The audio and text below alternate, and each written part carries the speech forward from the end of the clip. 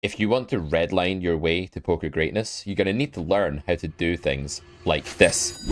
This is the sort of bet that can strike the fear of God into the right opponent, that can both terrify villain and also gain you a ton of fold equity and EV in the process. Understanding both the theory and the exploits of this play is going to be our mission for today. We're going to learn 3 cornerstones of bluffing that make this a very good idea and what I call exploitative reality. But this is also fully backed by GTO Wizard and other solvers. Let's take a look at how we got here. Pre-flop, we are big blind against under the gun. 2.5, I'm not sure if this is meant to be a defend. It's probably not far off. Definitely going to be a call to smaller sizes. And we get a board of ace deuce 3 rainbow, which is a really interesting flop in that it's going to be misinterpreted by the average low stakes reg.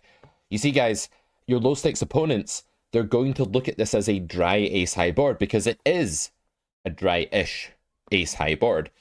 But the rainbow board textures, when they're good in rank for a certain player, like the rank of the cards is good here for big blind, right? Because big blind can hit deuces and threes and ace deuce and ace 3 and 4 5 and all of that sort of stuff. It's actually good that it's rainbow for big blind here. This would be diluted. This set and straight advantage would be diluted if the board was monotone. It would actually become a bit better for under the gun again. So the fact that this is ace deuce 3 rainbow actually means they should be really wary here. This is the kind of board where big blind should actually play a donk strategy.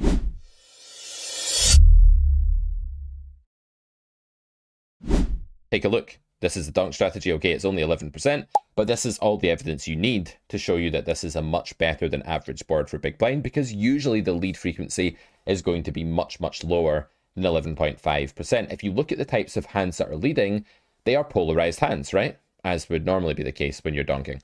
And a lot of them are hands like the one we have, and nutted stuff, and sets like threes and deuces, and straights like 4 or 5.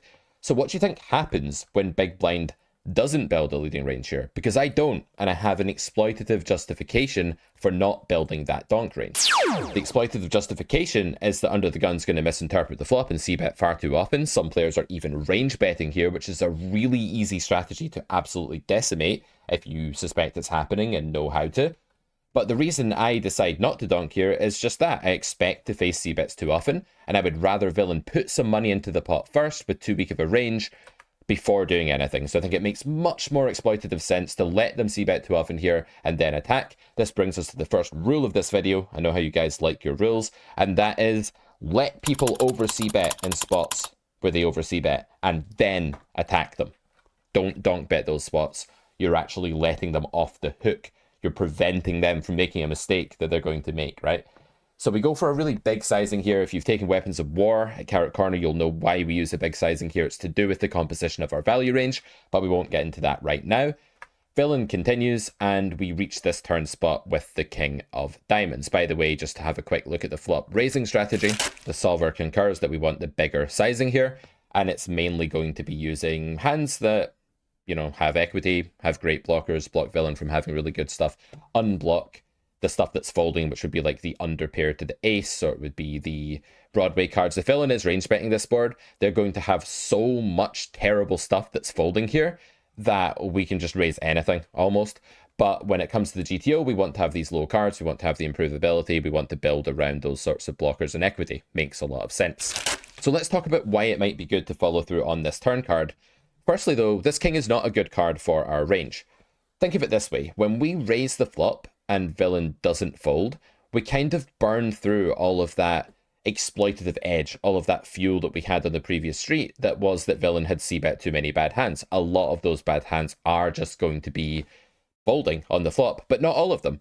Because the thing is, villain's also going to have c-bet the flop with a lot of ace-x that should have checked back at a reasonable frequency at equilibrium, and he's going to be calling a raise with lots of those hands. Things like ace-queen here are 12 combinations from under the gun. Ace-jack are another 12. Ace-10 is another 12. And then you have all of the suited aces that don't have the 4 or the 5 in them. We obviously don't block ace-4 suited here with our 4 of spades, but that's by the by. Villain has tons of combos of like ace-7 suited, ace-8 suited, ace-9 suited to go with all of those offsuit ones.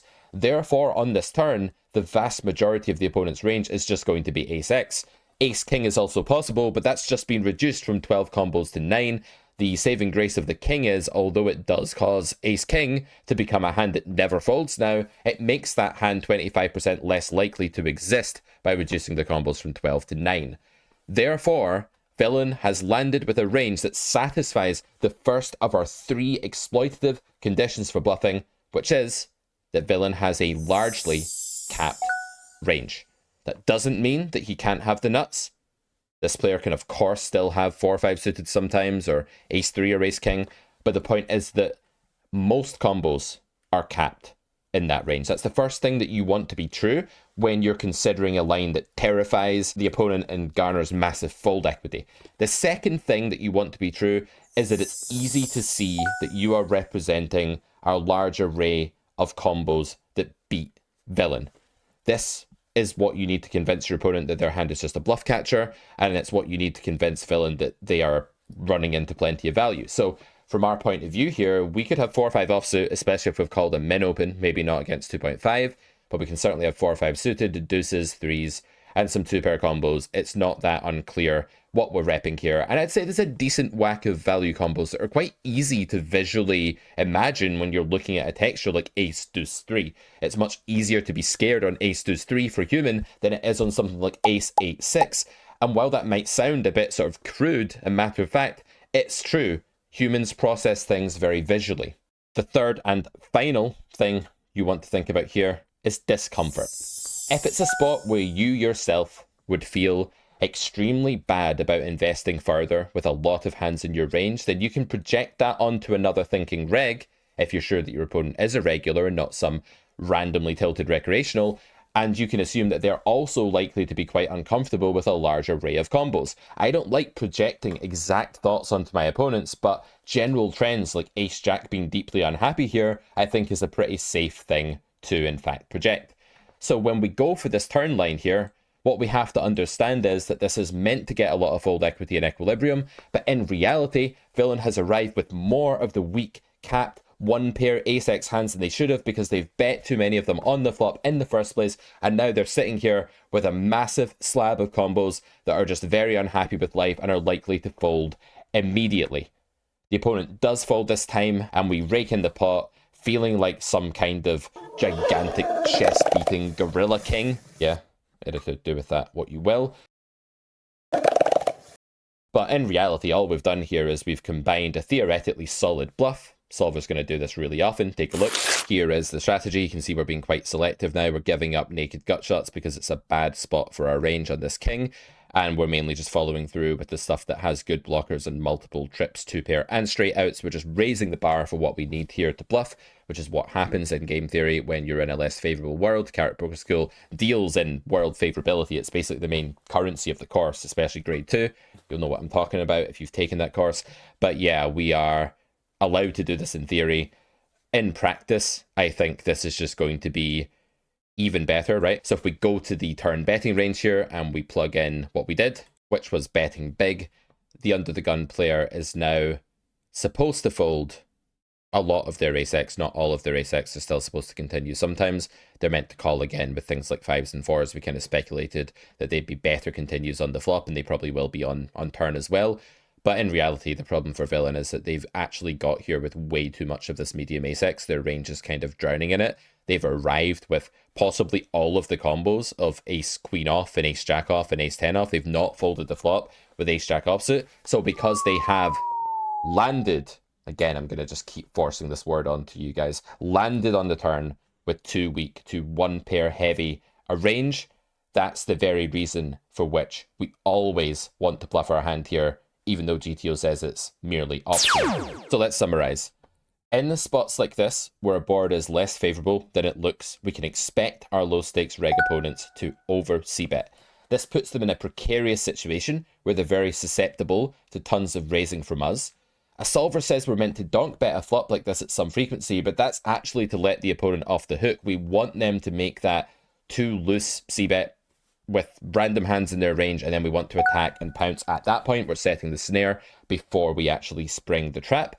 And on the turn here, Although it looks like the king is a bad card for our range, and indeed it is, we have to remember that the one pair ace-x is far more abundant here in villain's range than exactly ace-king or anything nutted, and then we can go to our 3 exploitative bluff requirements, which are that villain is mostly capped, that we are quite easily, incredibly repping a fairly abundant value range, and finally, that you would feel like shit if you were in the opponent's shoes with many hands in their range and that calling would be really unappealing.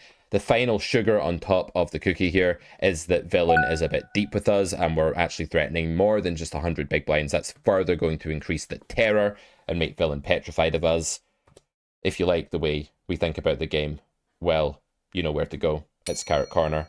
For more of our stuff, the Golden Carrot Pass will get you access to everything we've ever done. The Carrot Poker School will help you understand the way I'm thinking and talking about the game. If you do sign up to something, you'll head into our Discord, say hello there, join the party, get involved, get your hands reviewed. Hope you like this format. We're putting a lot of effort into the editing, into the type of content. We're trying to condense it, make the videos a bit shorter, but more valuable to you. Do hit the like button if you like it. I want to see that we're on the right trajectory here, and I'll see you guys soon for another video at Carrot Corner. Take it easy and run good.